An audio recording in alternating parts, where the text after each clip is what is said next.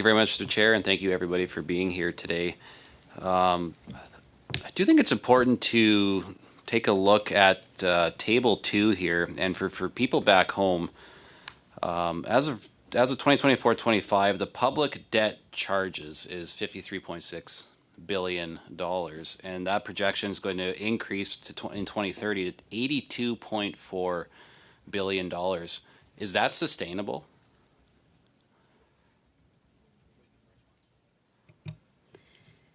We also see that the debt servicing ratio is increasing over the projection horizon. So every dollar spent on debt is a dollar that is not spent elsewhere. As Mr. Jake said, that the debt to GDP ratio is something that we look at in terms of sustainability. So that is what we're tracking, and that is what we're very focused on. Yeah, and I mean, that was one of the hallmark fiscal anchors of the Trudeau government, right? And when it was 30.8, it was never going to go higher than that. That was kind of their commitment. And here we are in the table here. It's 41.7, increasing to 43.7. Again, how alarming is that for the average Canadian, for the taxpayer? Because there is only one taxpayer, right?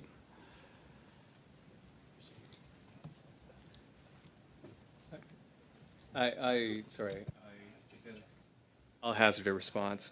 It should be very alarming, right? These are, I don't know, I think I used the words in French, and which the translators probably got really well, like stupefying, shocking, right? This is not, like, it's not a funny fiscal outlook. It's a really serious fiscal outlook.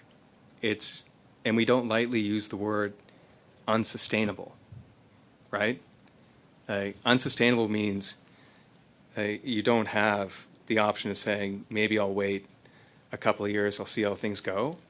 It means if you don't change, this is done, right?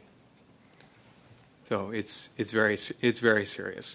And I think, as anyone who's managed a household budget knows, if you sit down at the end of the month and you don't have enough money to pay your bills, and it happens month after month after month, you know that something's going to break.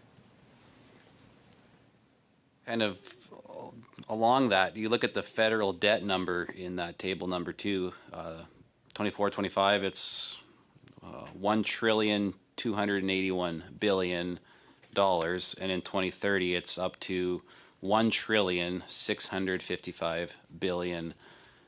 What impact does that have on the Canadian economy and for businesses, for taxpayers, for the people who are supposed to be the ones generating the wealth? But when we see the government is in debt $1,655 billion in the year 2030, what impact does that have? Well, currently the economy is, that's definitely a big, I guess, one of the big drivers of what's currently happening in the economy, but there's also heightened uncertainty related to trade policies. But if we look at the federal government debt, maybe Christina will be a bit more better place to elaborate. But I would have to say that something to keep in mind is that a great portion of the federal debt is domestically emitted, so it is Canadian banks receiving profit from that debt, and there are various levels or various participants of the financial markets who are involved in that debt market. So it's not necessarily foreign actors who are holding that debt, but it's just important to keep in mind that some domestic actors are also benefiting from that. Right. So when we look at what happened with tariffs, for example, the Prime Minister said he's going to collect $20 billion in tariffs. And in your report, it says there's only $8 billion. This morning, CBC wrote an article that the Prime Minister quietly removed even more tariffs than what he initially said. So again, we're over $12 billion. There's a $12 billion shortfall here, and we don't really see a path forward in that situation. What impact is that going to have for Canadians?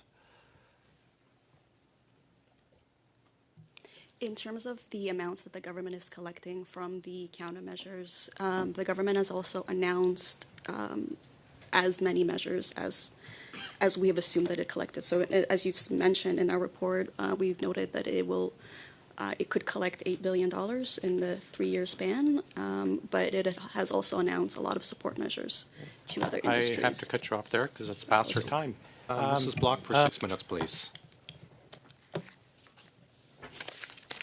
Thank you very much, Chair. And thank you to you, Mr. Jakes, and your colleagues for joining us here again today. It's good to see you in just one short week since your previous appearance. I do appreciate the report that you tabled and look forward to the answers that you and your team are going to provide today. In Figure 1 of your report, you no longer predict the debt to GDP ratio improving. In fact, it would appear that what was once a fiscal anchor has now been abandoned by this Prime Minister and his government. As your report indicates, the debt to GDP increasing to a clearly alarming rate of 42.5%.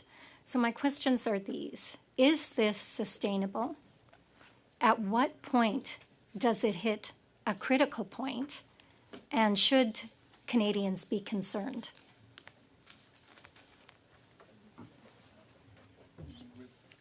Can I jump in? Yes. Still working out the kinks. With respect to, thank you for your question. To answer, I think, the most important part of the question first, I think everybody should be concerned. My jokes aside, it's a really serious day, right? This is the first time in 30 years that we've tabled an economic and fiscal outlook where the fiscal anchor of the general and probably most important fiscal anchor for any government is a declining or at least stable debt to GDP ratio. And this is the first time in 30 years that I've seen one in which that ratio is going up over time. So that's definitely a cause for concern. Certainly on our end, we're hoping and certainly expecting the government, as part of Budget 2025, to clearly indicate what the government plans to do to address this and potentially address this problem, because it's certainly not sustainable. Thank you. So in response to your last statement, again, under the current leadership, this government is set to worsen the outlook of our debt. Have you had any indication that it is going to change course? Well, the government has indicated that they're planning on tabling a budget on November 4th.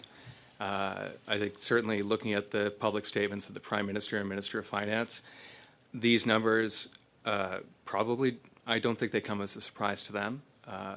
Some of the language that the Prime Minister has certainly used has been very strong with respect to the economic and fiscal challenges that are facing the country right now. And again, we look forward to seeing the government's plan to manage or address the challenges that Canada faces. As the Parliamentary Budget Office, and as we discussed last week, our job is to set the table for parliamentarians, to present numbers to them. So as parliamentarians, you're well prepared to engage in thoughtful and meaningful discussion regarding how this projection hopefully will not come to pass. Thank you. In your opening statements, you spoke to the fact that this outlook does not include incremental measures to achieve the North Atlantic Treaty Organization, or in other words, our commitments to NATO. And I'm wondering if you would be able to comment on what other spending that may have been included in the Liberal platform is not included in your numbers. Thank you for your question. The last time that I've looked, there's about 20 billion or so in spending that has not yet been included in our outlook from the Liberal platforms, if it does come to pass.